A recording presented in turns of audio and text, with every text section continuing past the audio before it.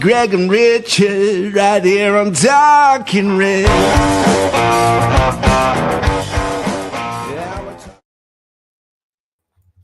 Hello and welcome to Talking Reds, Nottingham Forest podcast.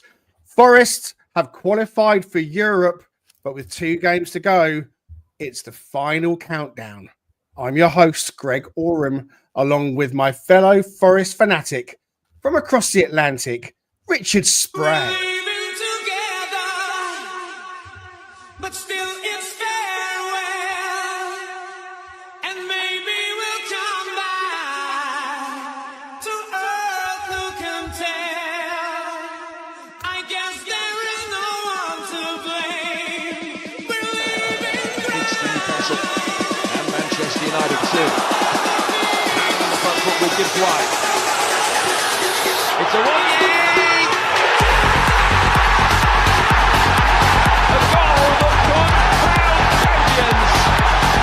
Secure safety once and for all.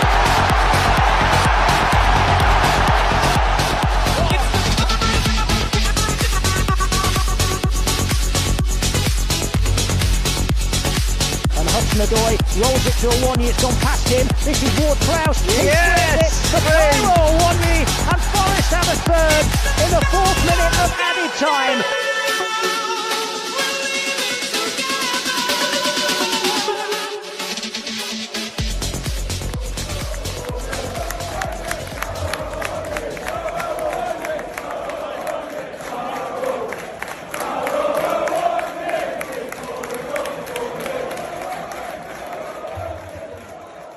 Had to make sure that we got Taiwo in on this intro. Richard Spray, how you doing, buddy? Oh, well done.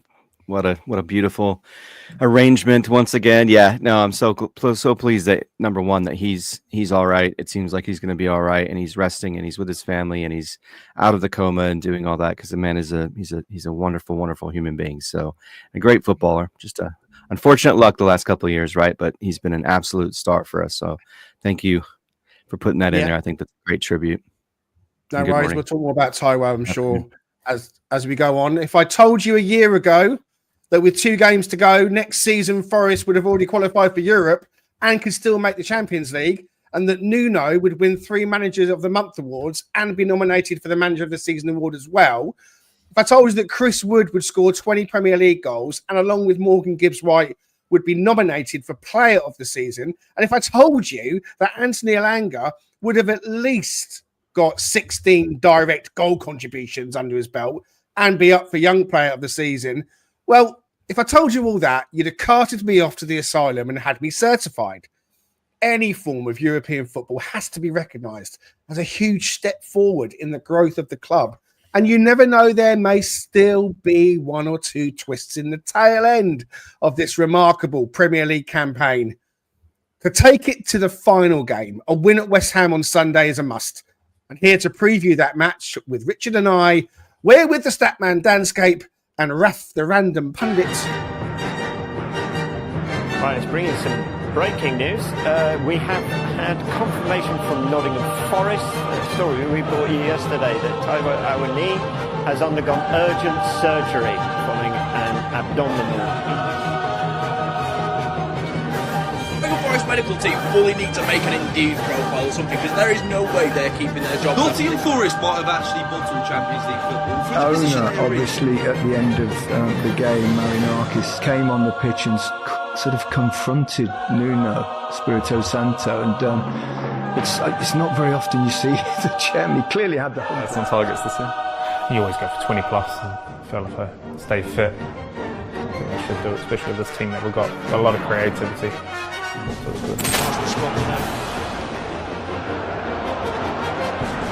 Gibbs-White bends one round for Wood!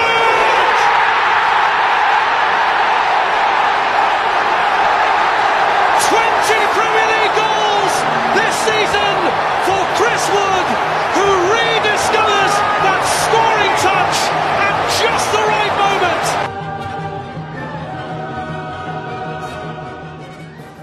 We wanted to try and get the Duel of Fates in at some point, and actually, I guess the fates of our two strikers have kind of gone in completely contrasting directions, unfortunately, and we wish it was different.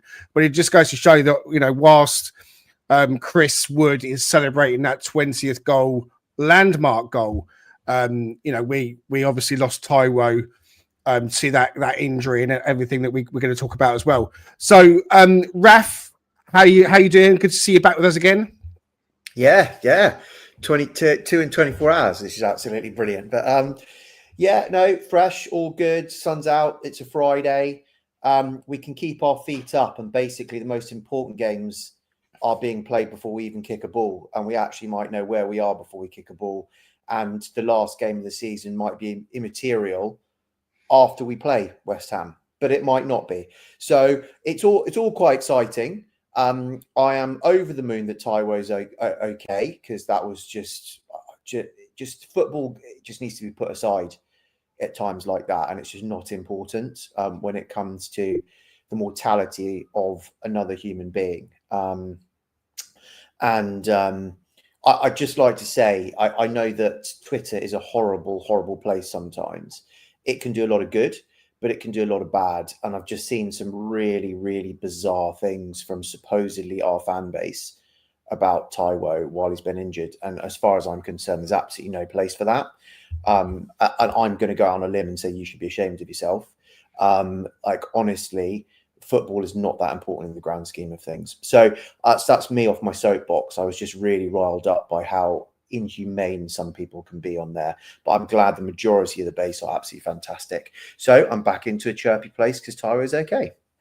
No, that's great. And I haven't seen the comments you're talking about. We'll find them and we won't give them much airtime on Talking Reds. And whilst I'm with you, Raf, I will say again, thanks so much for the pre-recorded episode you did with us yesterday. It's gone down really well. A lot of people have commented, and rightly so, very positively. If you haven't yet, please do go and check out the Forest Finances Explained episode that Raf did with us. Raf is a financial expert, really, in the world of football finance, and has developed his own software that is going to be a groundbreaking tool in the football world. That's not even a word!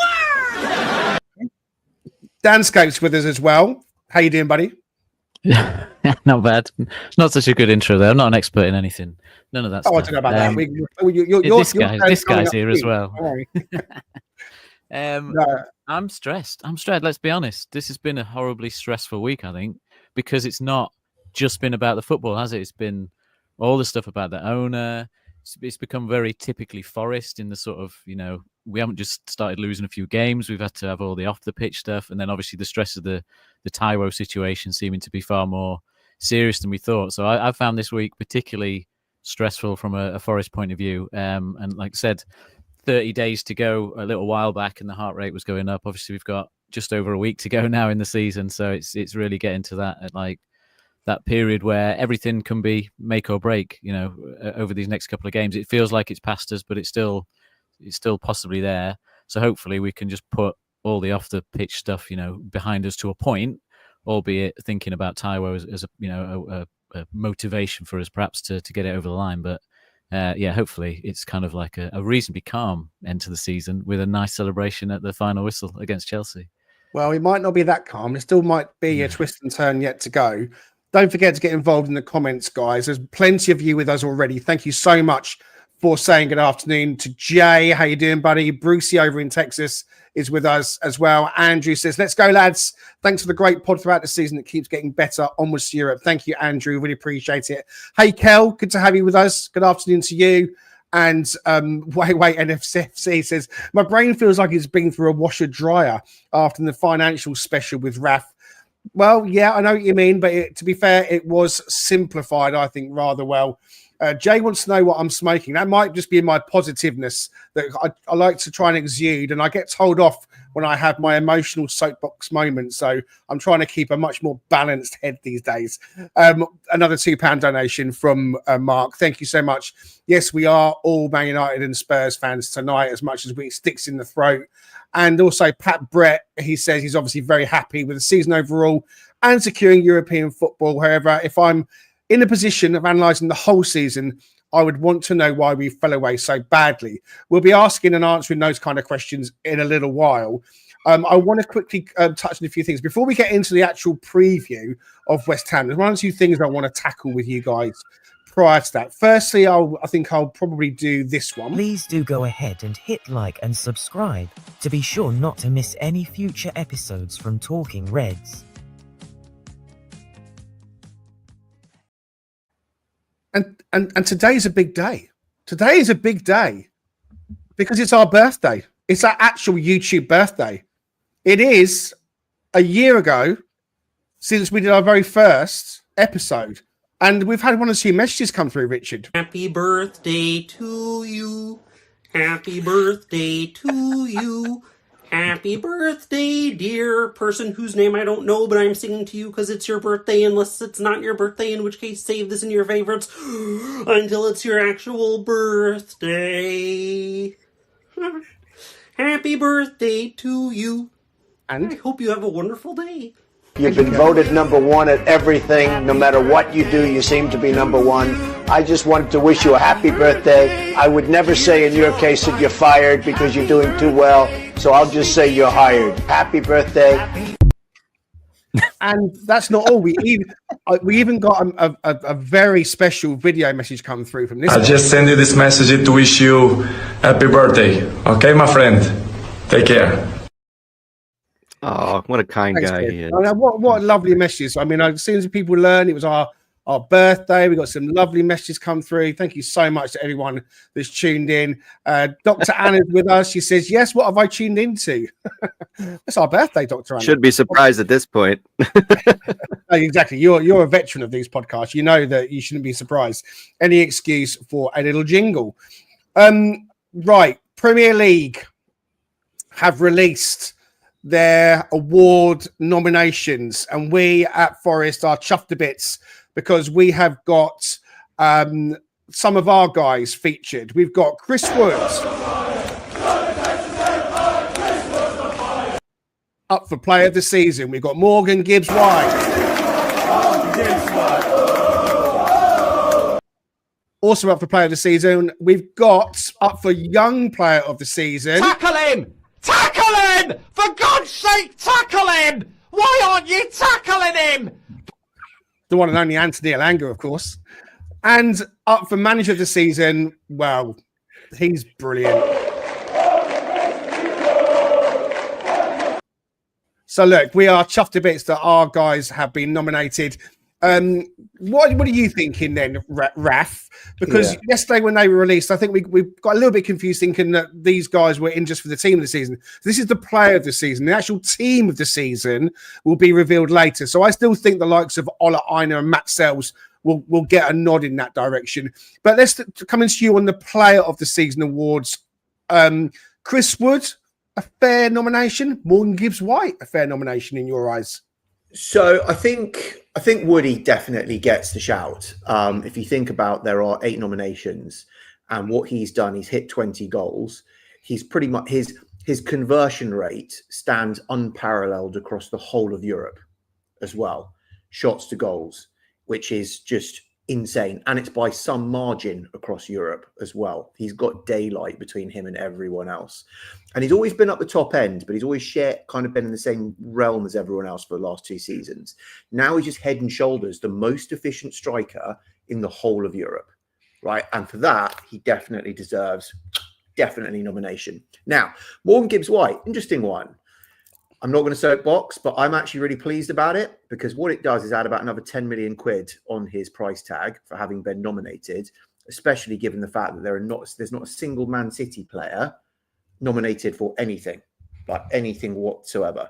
So on that basis, do you know what? It's the universe providing back to us at an opportune time, and other players, Sells, and there are other players that I think, with our Forest knowledge, I think that are more deserving to have been nominated. But at the same time, it serves our purpose. And as long as those other players are recognised in the team of the year, then I'm not going to get my feathers ruffled. And I will definitely see the silver lining of this somewhat quirky decision. The player of the season nominations, for those that can't see the screen: Morgan Gibbs-White, Ryan Gravenberch of Liverpool, Alexander Isak of Newcastle, Brian Mbeumo of Brentford, Arsenal's Declan Rice, Liverpool's Mohamed Salah and Virgil van Dijk, and of course Chris Wood as well. So to have 2 out of 8 is quite an achievement. And on the screen you can see that Morgan Gibbs-White, 6 goals, 8 assists. He's created 50 chances, put in 42 tackles, 148 duels won. So really impressive stats from him. And Chris Wood, of course, we know about his 20 goals in 34 games. Danscape, coming to you then on the young player of the season. Antony Elanga features. No Murillo, which I found quite surprising, but deserved for Antony Elanga. And should Murillo feel a little bit peeved to be not included? Yeah, he definitely should. I think Murillo has been very consistent. He's had some top performances against the top teams as well. So it is a bit of a surprise. I think it's just perhaps because Huijsen seems to be the slightly more, whatever, in trend darling, sort of name. Yeah, that's the word. Yeah. So I think that's perhaps why he sneaks in ahead of Murillo. But that's fine. I think it would be nice to keep Murillo under the radar still a bit more for another season for us. So happy with that. Elanga definitely deserves it. I think, obviously, the second half of this season, he has been absolutely on fire. And, we got that bid for him at the start of the season, didn't we? Sort of potentially 40-50 million pounds. You'd like to think that his value's only gone up again this season. So obviously relating it back to Raf's sort of talk about the finances and things like that.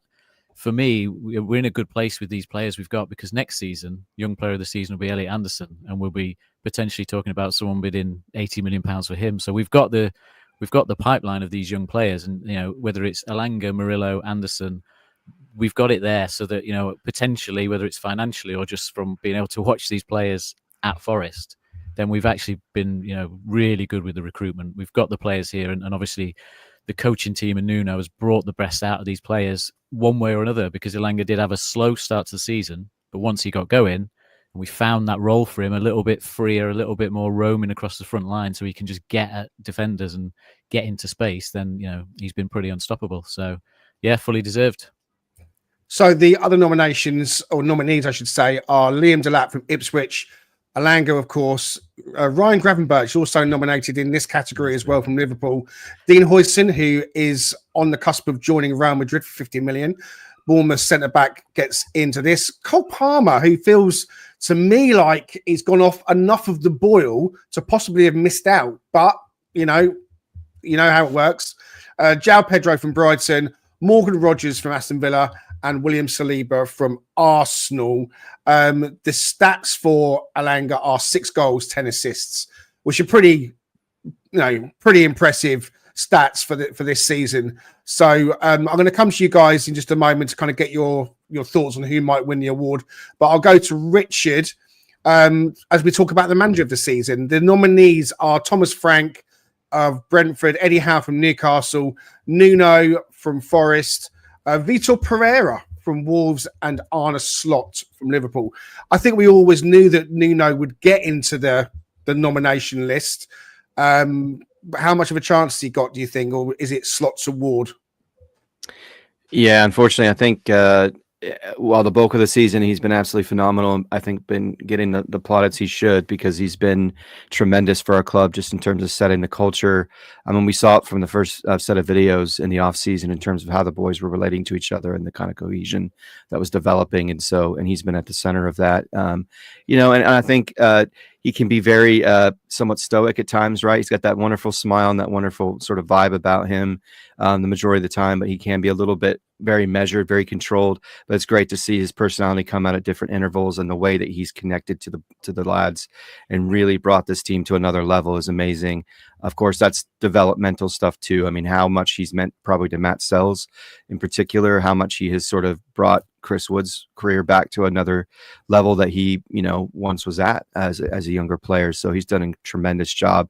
I just hate the fact that the end of the season has not been what we had hoped, because I think if we make Champions League, and especially if we had won some of these matches we probably thought we would win, I think he might actually sneak in over Slot, because I think what he's done clearly has been more impressive. I mean, Slot was handed a Ferrari, and he just kept it moving. And obviously Liverpool's been tremendous and they've taken another step even from last season, but they were a top 3 side last year. So it's not like it's a massive, massive change, but to go from 17th to 7th is pretty remarkable. So the way that he's done it too, which is kind of reset how football views playing sort of the style that we do, because it's usually been the pep show, right? And that free flowing and sexy, sort of passing and so forth. And he's just completely bucked that trend. But he's a great guy too. He's an amazing, amazing, important person in our community beyond just the football. So trying to be unbiased.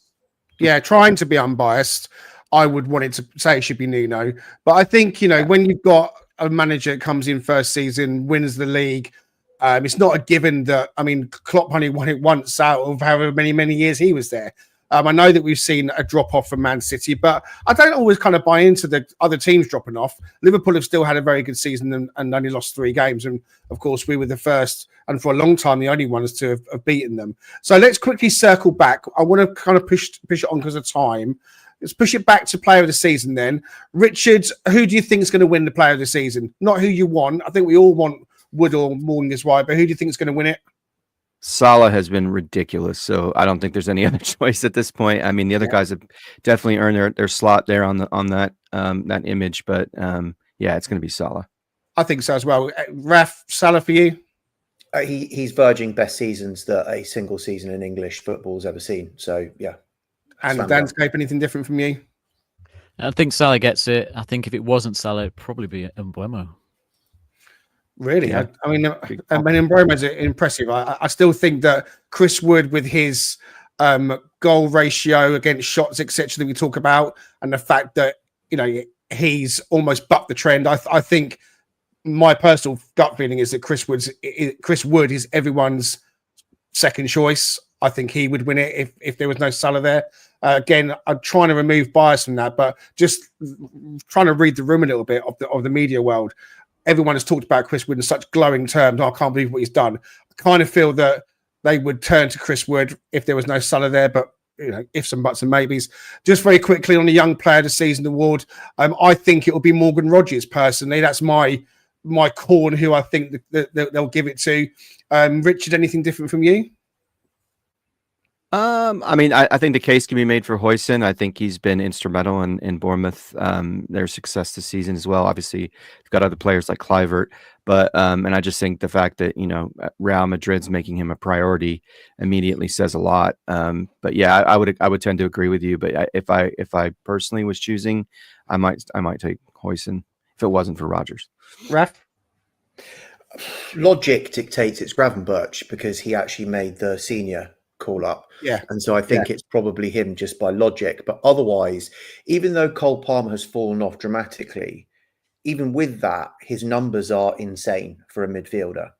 And so I think that might just sneak him over the line, even though he can't hit a barn door for the last 12, 14 games. Really? You think Palmer's actually He's got 15 goals and 9 assists or something bonkers like that. I know. It's a long season. You forget about the first 2/3, I suppose. Danscape? I think I would probably give it to Rodgers. Consistency throughout the season. I don't know. It's actually a tough choice. I can't believe Saliba's in for young player. To me, seems like he's about 28 or something like that when he plays. So I'm sort of surprised to see him there. So you could maybe give it to him if you were looking for a defender to actually stand a chance for once. Okay. Just to say that the Talking Reds team have all produced video clips that they've given to Richard and I on who they think their Forest player of the season is. And we're finally going to get this recorded tomorrow. Richard and I are going to do a pre-recorded episode. It will be released at some point tomorrow. And it will have everyone's idea, personal favourite on who should be player of the season. So that's to be come your way as well very soon. Okay, we're nearly halfway through. We haven't even got into the West Ham chat yet. And that was kind of deliberate this time. I wanted to kind of do it back to front a little bit, but we will have a quick break. The Cheese Trader, based on Grape Lane in York, is a cheese lover's paradise. Home to some wonderful specialty cheeses, relishes and chutneys, and also with a fantastic street food menu. Try their loaded fries or posh cheese on toast. It'll be the best you've ever had. Owned by Forest fan Stu Freestone, the Cheese Trader proudly sponsors Talking Reds. Quote Talking Reds every time to get 10% off your order. The Cheese Trader and Talking Reds, the perfect cheesy mix.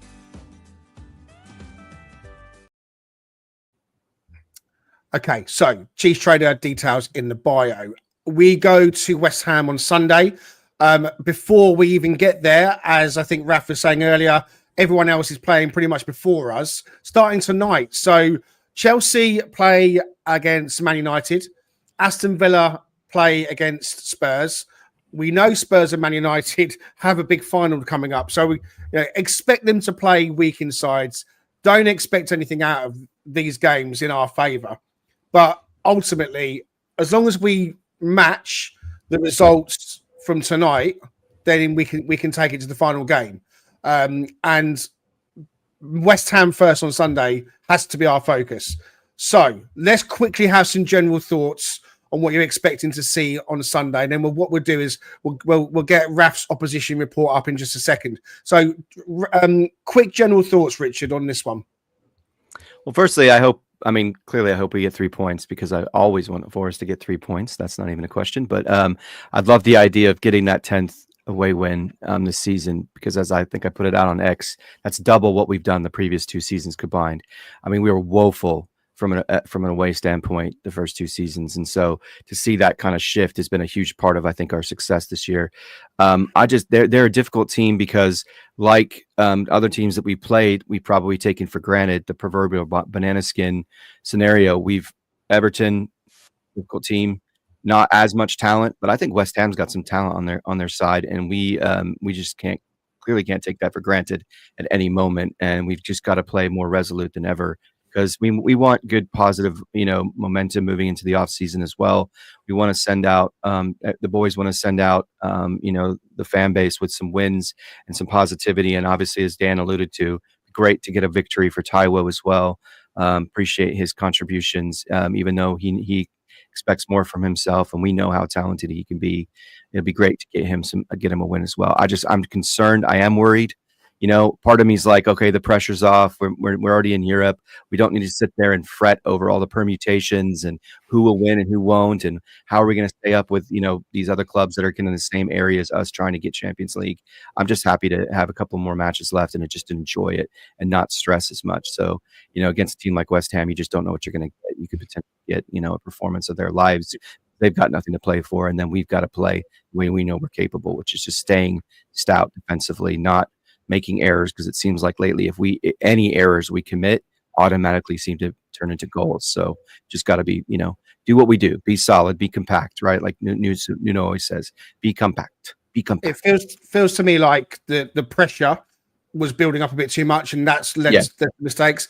The pressure's been relieved now. We've qualified for Europe. We're in 7th. We're chasing. We've got to kind of hope for a little bit of a favour. That might go in our favour. The pressure's kind of off a little bit, and I hope that we'll see Murillo back. I hope we'll see Callum Hudson-Odoi back. I want us to be on the front foot. I've been to West Ham last 2 seasons. We lost 4-0, then we lost 3-2 last season. So it hasn't been a happy hunting ground for us. So it's definitely one of those wrongs that I want us to put right in this season of magicalness, that we've managed to do those kind of things. And so, they haven't been a good team. I'm hoping they're well and truly on the beach. And I want Forest to come out and give the fans something again. I know that they've done a lot of that this season. They've really lifted the fans. But I think following a bit of a lean spell, we definitely need them to come up with something special on Sunday. Okay, let's do this.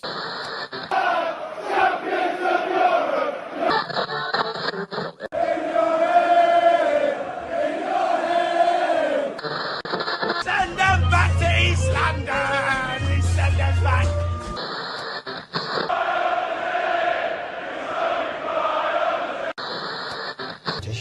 I hope anybody's not stupid enough to write us off.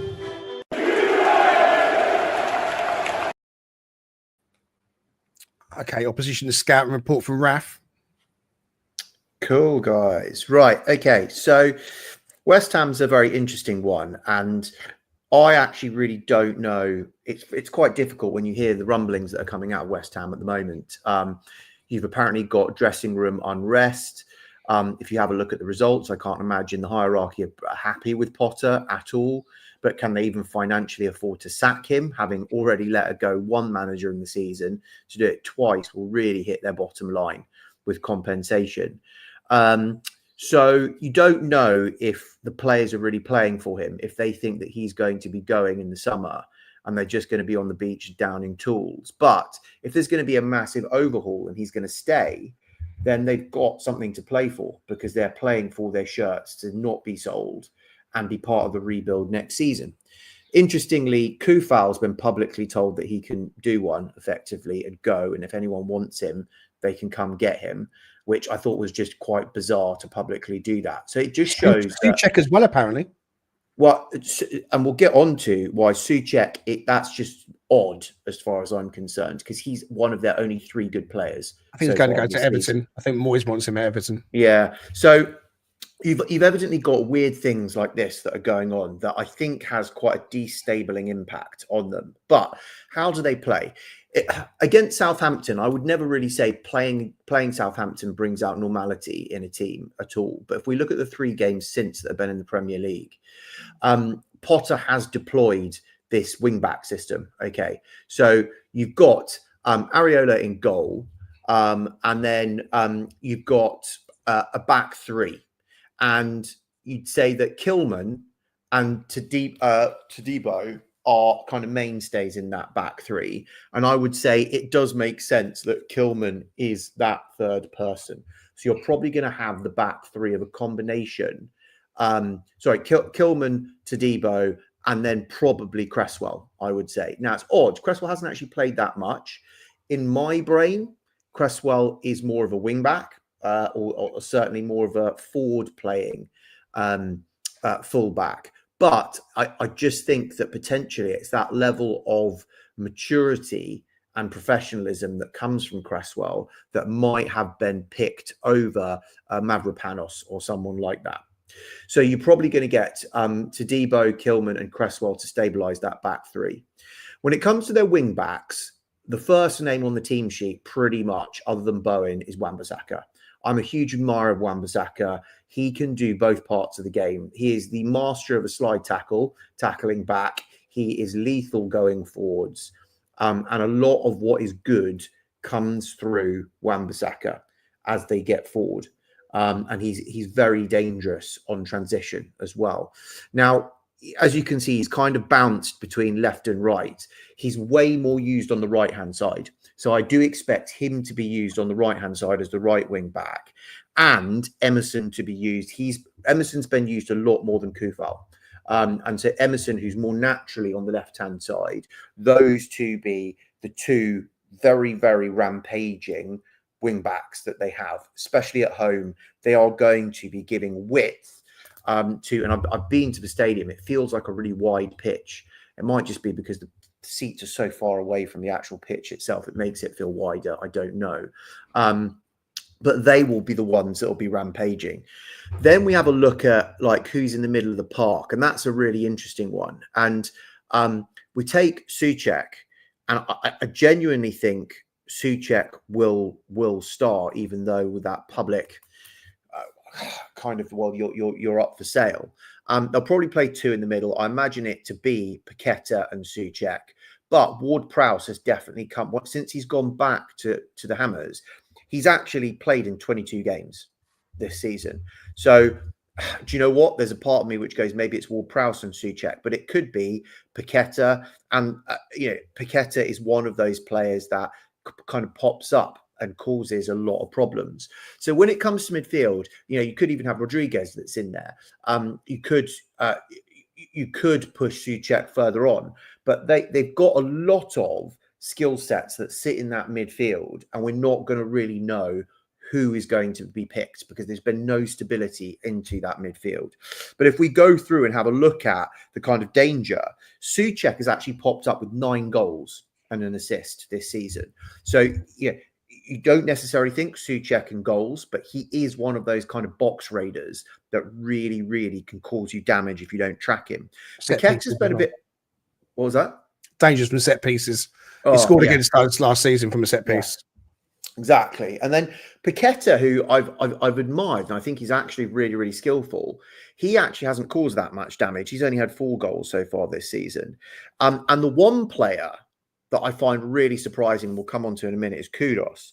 But Ward-Prowse, he's been very good. He hasn't actually scored any free kicks since he's been back in the Premier League with his 22 games. He's come up with 2 assists. So he's not actually as much of a danger, but he's that, as we know, he can actually be a bit of a creative force. Even he kind of did it for us a little bit when he was there. So, the midfield is a bit of we don't really know exactly how they're going to go. And then are they going to basically play? Bowen is a bit of a wild card. He's going to start. He's a massive threat. And, he's got 11 goals. He's got 7 assists. He's what a lot of good comes from. And he's kind of upticked a bit recently as well, and got back amongst the goals recently. Now, he might be sitting behind Fulkrug as a striker. He might be kind of as part of a forward line as well, potentially with Kudos. But like I was saying with Kudos, Kudos to me has got a frightening amount of talent. He can single-handedly win a game if he wants to. But he's that type of player. I've watched him play a couple of times now, that if he just can't be bothered, he just walks around the pitch effectively. So if he is one of those players that's already checked out and is actually going, do you know what, I want out of here? Because in my mind, Kudos was always their best player, as far as even compared to even Bowen, I would say, when it comes to just pure skill and what he can do. So he may have totally checked out this season. And he's only scored 4 goals and 3 assists for a player of his talent. So something might not be all right, and you might see him go. So if he plays, I'd be wary of him, but you can see the fact if he's bothered or not. And hopefully he is played and he's not bothered, and that actually just reduces a man that's on the field. Bowen is a total threat. We've talked about Souček. Fulkrug's an interesting one. He's played he's been in 16 games. He's got 3 goals and 2 assists. But you've seen his outbursts at the rest of the team going, they're not good enough. And so I'm not entirely too sure where Potter stands on actually playing him. Or not? Is it the drive because he knows that he's going to give everything and he wants to do well, or actually his teammates not really that vibing with him and he won't start? And as you can see, over the last 4 games that we've got here, twice they've gone with Fulkrug as a 9, and twice they've gone with Bowen and Kudos as 2 forward players, basically. So it's really difficult to know what they're going to do from that central midfield, attacking midfield and forward line, but it's a mixture of all the players that are in there. The ones that have been consistent over the season, very quickly, Bowen, Wan-Bissaka and Souček are the 3 that have averaged 7 or plus more on SofaScore, right? And injury-wise, they're pretty clean. Somerville, who I would say is probably off the bench and can give them something extra off the bench, he's injured. And as we know, like one of our own, Mikel Antonio, thank goodness he's actually recovered from his very serious car accident, but he's still not anywhere near being able to play at the moment. And then being at home, they've won 5 at home, they've won 5 away. Like they're not exactly, it's not a fortress that we're going to that's there. The teams that they beat at home, Leicester, Fulham, Wolves, Man United, everyone can beat Man United, Ipswich. Right, so it's not exactly amazing, although the Fulham, depending on which Fulham was turning up at the time, that could have been quite tough. But their last 3 home games have all been draws, and they've drawn against Spurs, they've drawn against Southampton, and they've drawn against Bournemouth. So they're not in massively good form. Their place is not a fortress. There's nothing to fear there. They've got players that are dangerous, but are not exactly on form. They may have checked out. There's dressing room unrest. But the dangerous thing is it's very difficult, unlike some other teams that we played, to predict what formation they're going to play up top, what the personnel are going to be in what order, which is a bit of the X factor that's there. But because we've talked about that many players, they've got depth that comes off the bench, so they can change it up and actually cause us different problems from the game when we need to adapt. Okay. Thank you very much, Raf. How has that happened? It's literally what they do. Okay, right. Time is moving against us. So I want to get through a couple of things that we usually do. I'm a Statman.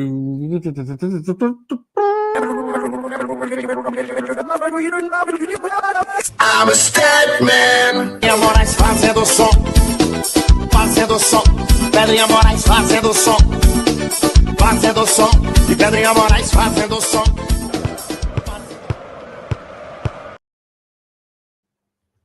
Okay, Danscape, over to you. Hello. Yes, the usual form comparison between the teams, opposition teams, and obviously with them having a change of manager, just showing what happened before and after Potter for West Ham on the right hand side here. So I suppose what I'm taking away from this is that actually they've kind of got worse since Potter came in terms of form. I find it a strange one. I don't particularly rate him as a manager. He's kind of, in my eyes, a bit like a hipster Sam Allardyce sort of version of a manager. He's like okay, gets a lot of draws. Not sure he sort of turns teams into anything much. Obviously, he's not had that many jobs of late to prove it. So I could be wrong, but they've struggled since he's come in to win games. They've picked up some draws. They've become a bit more compact and a bit harder to beat, but they haven't been a big threat of a team. The trouble for us, obviously, on the chart on the left is how much our form has kind of dropped off in that last 6 games that this is based on, which you call it a collapse, call it bottling it, whatever you want to call it. The form has dropped off over these last 6 games. So that's the worry for us into the fact that they go into this game in slightly better form than us. So that's that slide. I think on Potter, or what I would say is I think he'll get a pre-season. I don't think they'll sack him. I think he's come into a West Ham situation with Lopetegui just wasn't the right fit. They were absolutely in danger of being relegated. They haven't improved and have got probably a bit worse. But when you're coming in mid-season to a squad that's not yours and an environment that's negative, I think he will get the pre-season. And he will have a chance to work with the West Ham players. Again, it's no skin off my nose either way, but I'd throw it into the mix that's what I think will happen as far as he's concerned. Comparison on the next one. Yeah, so this is goal scoring. So I suppose behind the form, and again from West Ham's point of view, that did drop off since Potter came in. It has picked up over the last sort of 6 games. It's back up there, but it did drop off initially for him.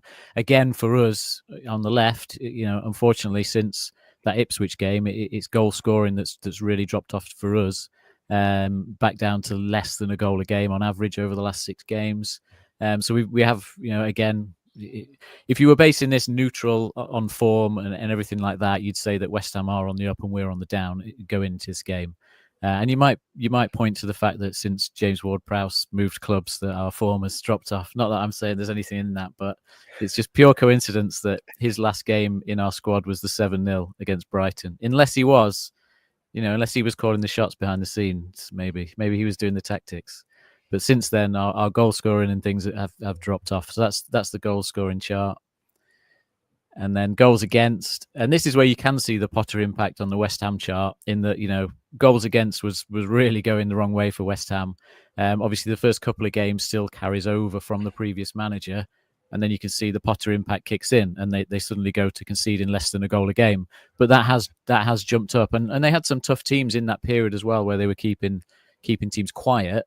But it's jumped up again. So that's the impact he has had, which I think is what West Ham fans would say, is that he just shut them up, made them difficult to beat. And you can see for us that we've had our little wobble in terms of conceding lots of goals. We're better now. We're back to being okay. But as I think the next slide is the clean sheets, I think it's just that we're not kind of shutting teams out as we probably need to. Yeah, so clean sheet comparison, you can see this is the first time this season on our chart that we've had a 6-game run without keeping a clean sheet, basically, which is why our line is now down the bottom there. So that's what football is, isn't it? It's a simple game for us this season. It's been keep a clean sheet and score 1 goal or 2 goals, and that's it. So we've stopped doing that, and results have dropped off. So that's our area to work on. West Ham under Potter, they had that good spell, but they've also dropped off as well. They've also had a spell under him where they didn't manage to keep a clean sheet for, I think that's 6 or 7 games there. So they've improved a little bit, but they're still a bit up and down defensively. That's that slide. And this is one of the numbers behind clean sheets and goals conceded. So this is like how many touches do the opposition team need to get into your penalty box, where obviously the dangers are at its highest. for you to concede a goal. And you can see that we've been really consistent this season, whereby it's kind of like 15% of the touches in our final third have actually been in our penalty area. But over these last 6 games, that's now shot up to 20%. And that is, quite a bit higher than it's been all season for us. So it's sort of like we haven't been unlucky. We have been vulnerable to teams being able to get into our penalty area easier once they get into that final third. So it is, there is something about our defensive setup and how tight and compact, like Richard said, Nuno's favourite word, that compactness has maybe been lost a little bit. We've gone a bit ragged under the pressure and all that, perhaps. And you can see what Potter's done at West Ham is the opposite. He has made them much better at defending their area and keeping teams at bay, which is why their line's gone down into the green and why their defensive records improved a bit. And last one. Yeah, so this is just looking at the form, but also looking at the expected goal difference to see whether anyone's, again, it's like, have you been fortunate against the chances that you've created and given away? And you can see for us, which is obviously the Forest logo and then the red line, is we've actually been outperforming our expected goal difference, which we've done all season. So the fact that we're below the sort of average line that goes up means that we're underperforming our expected goals. And we're overperforming our expected goals. And anyone above the line is kind of underperforming what they should get. So unfortunately for us, it's just sort of evidence. We haven't been losing these games because we've been unlucky or unfortunate. We haven't been creating the chances, and we have been giving away too good of a chance. And if you relate it back to the average, our form should actually be much worse than it is if you just based it on expected goals. The reason I've highlighted Man United and Spurs the other way is just to try and find some hope for tonight's games, in that their form should be better based on expected goal difference. So they should actually, like Man United, should actually be doing okay at the minute if expected goal difference came to fruition for them, and Spurs should be doing a little bit better, not much. You can see West Ham are bang on average for what you'd expect. Unfortunately for us, obviously Villa and Newcastle and Man City, 3 of our rivals are all at the top right there of that chart, which is not so much good news. But hopefully Man United can actually, convert their chances for once tonight. Okay. Danscape, thank you very much. Oh, my days, bruv. How did that go in?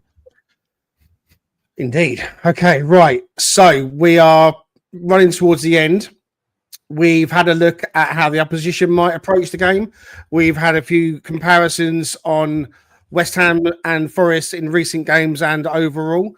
I think what we probably should talk about next is who might actually play for Forest, Richard, come Sunday. The team on the FOTMob is on the screen, and it's who started the last game. Nico Williams, it was Morato with Milenkovic and Ola Aina at right back. We had a midfield 2 of Anderson and Sangare. Dominguez, Gibbs-White, Elanga and Wood made up the rest of the team. Now, we hope that we're going to have some returning players in the form of Murillo and Hudson-Odoi. Let's suggest, Richard, because we don't know, but let's suggest everybody's fit. Who plays?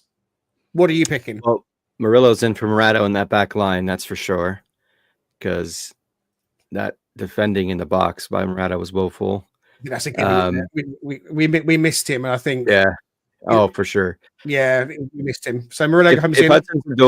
If Hudson-Odoi is fit, I'm saying that he comes in for Dominguez, and maybe this is somewhat out of box, but I would say Sangare stays. And I think you're going to have Hudson-Odoi on the left wing. I think he deserves on the right wing last week. I think he had his best game for us. I thought he played really well last week. He deserves to stay. Yeah, I would agree with that. So I think what we have on the screen right now with Wood up top, Hudson-Odoi on the left, Gibbs-White in the 10, Elanga on the right, Anderson in that 8 position, Sangare in that sort of 6 position, Williams, Murillo, Milenkovic, and Aina on the back line.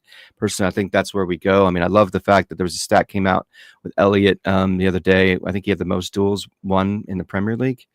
Which is remarkable to Dan's point about what he's gonna kind of continue to progress to be is exciting. And so I like the pairing of him and Sangare actually, because I think they're sort of different in that sense. I think Raf might say that Sangare is a little bit more of a progressive player. He's not as much of a 6 as we might fashion, but he's certainly got a pass in him, and I like his physicality. I like his he showed a little less.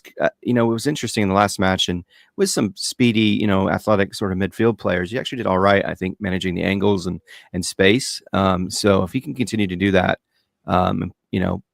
advance when he needs to try to get some progression up the pitch, but play that deeper role, I think he could do really well. And we need to know. I mean, these last 2 matches, it's not like that's going to reveal everything, but it gives some confidence potentially if he does have a string of good matches, both from a health standpoint and staying on the pitch, but also just performance level to give us a little bit more, confidence going into next season. That maybe is one area we don't have to fill, but we may consider finding a younger player to sort of back him up and get that depth we were talking about. Yeah, I like the balance of this squad that we've got.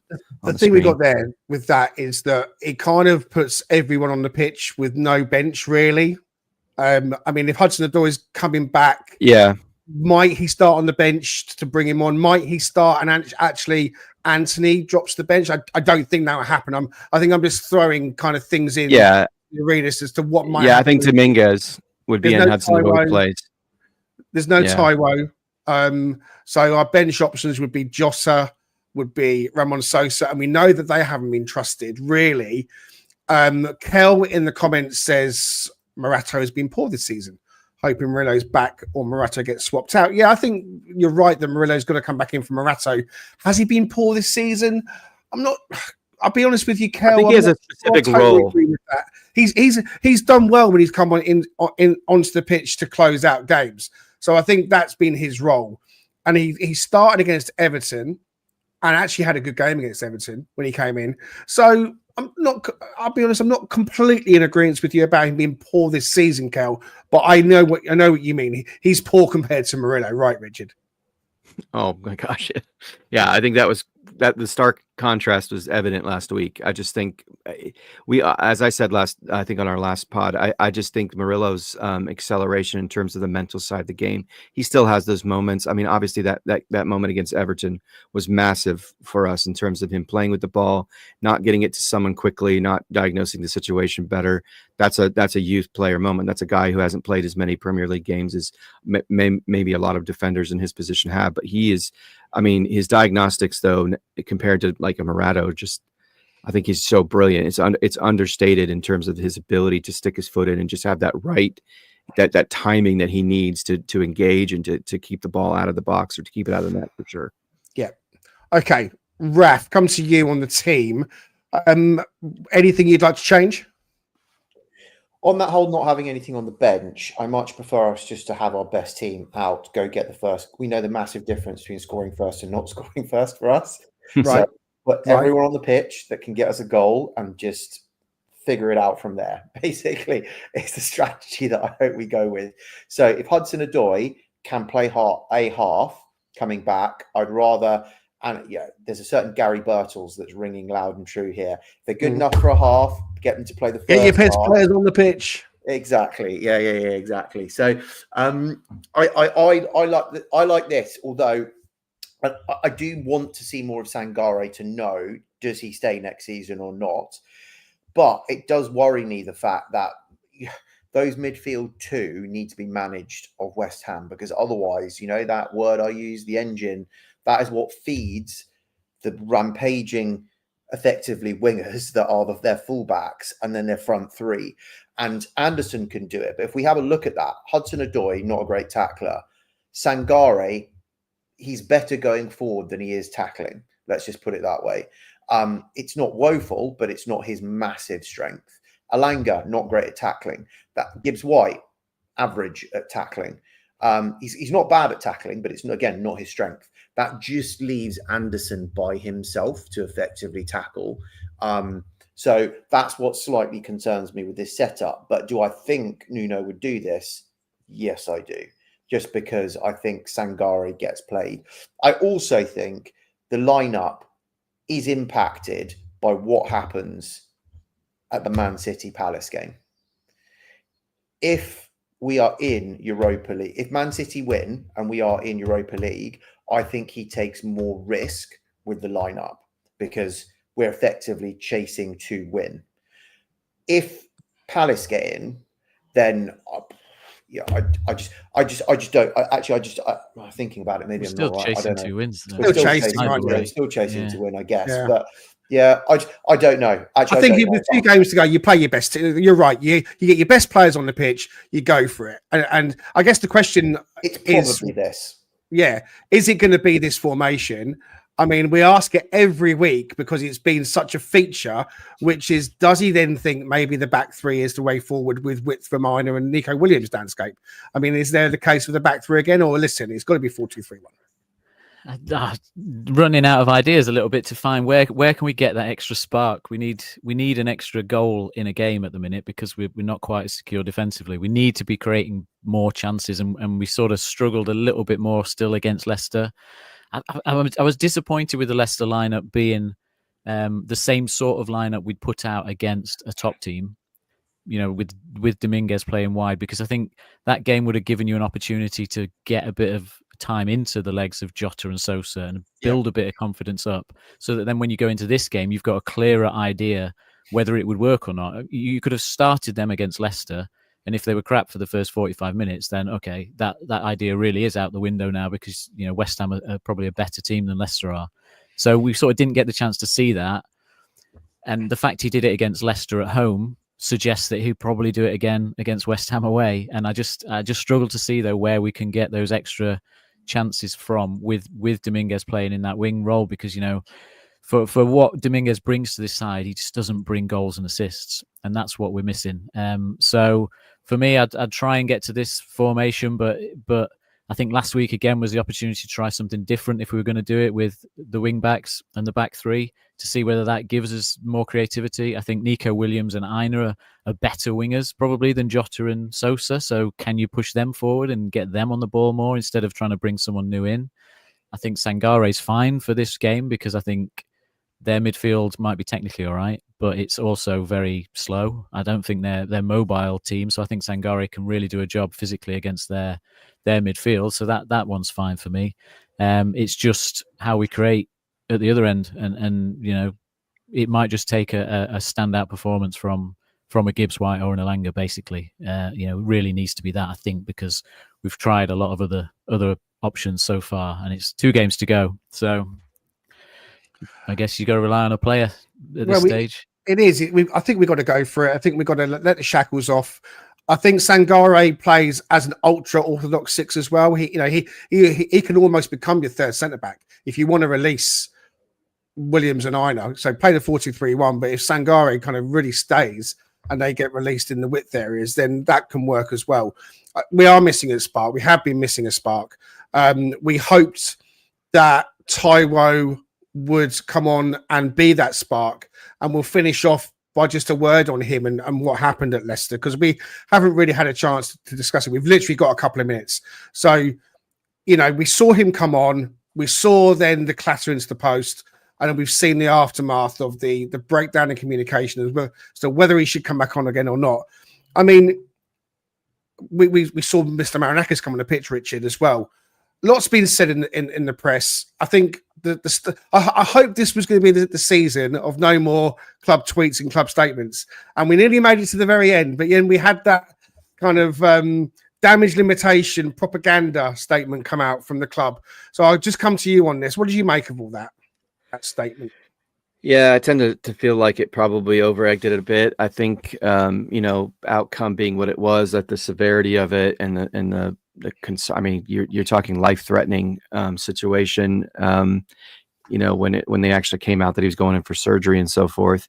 I mean, just common sense-wise, I think you see a guy up, you know, reacting to what just happened physically to him. It just makes complete sense.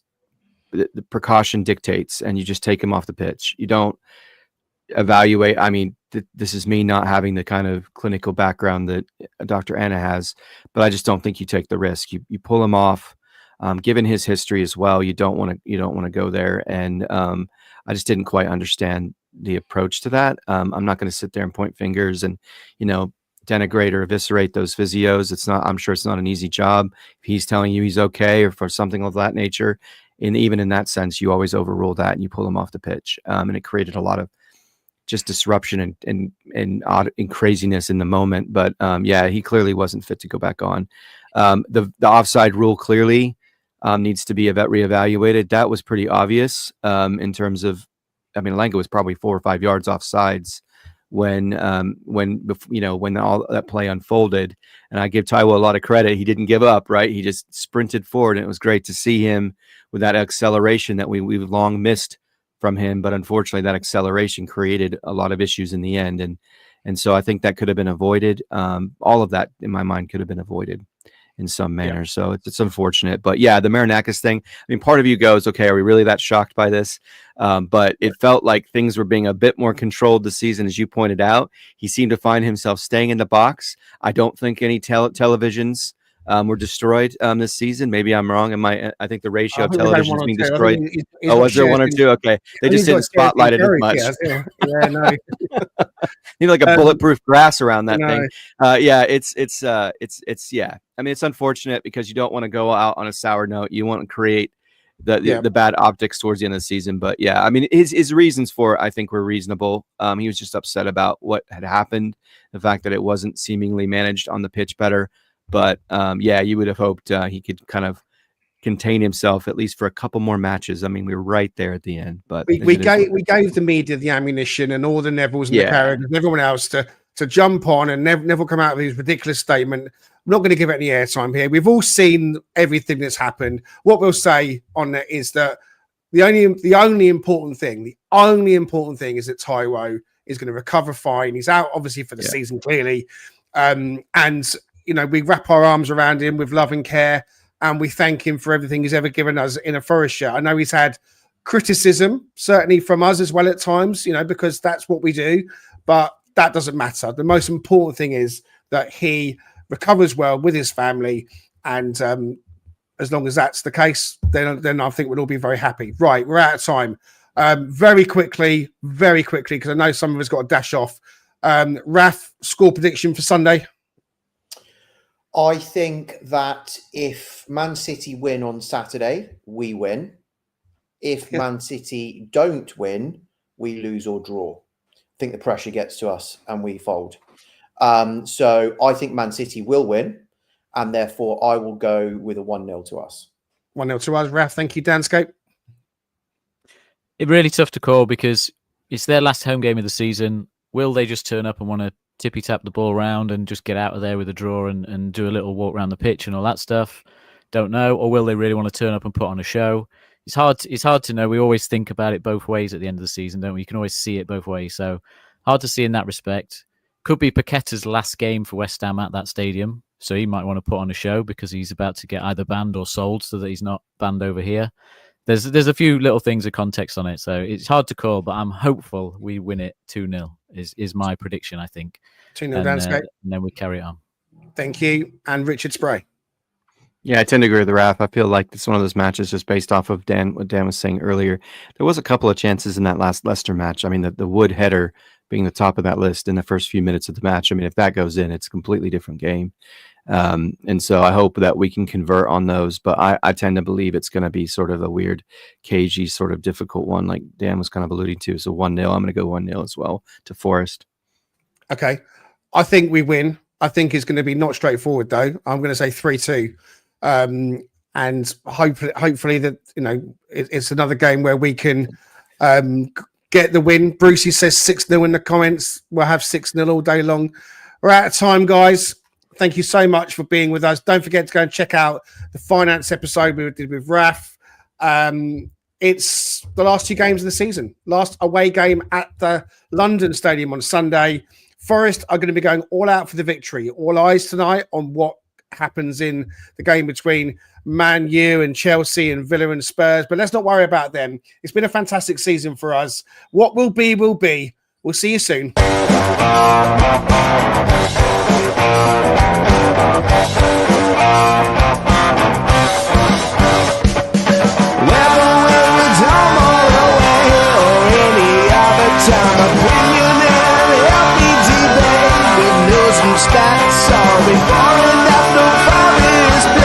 Come join Greg and Richard right here on Talking Red.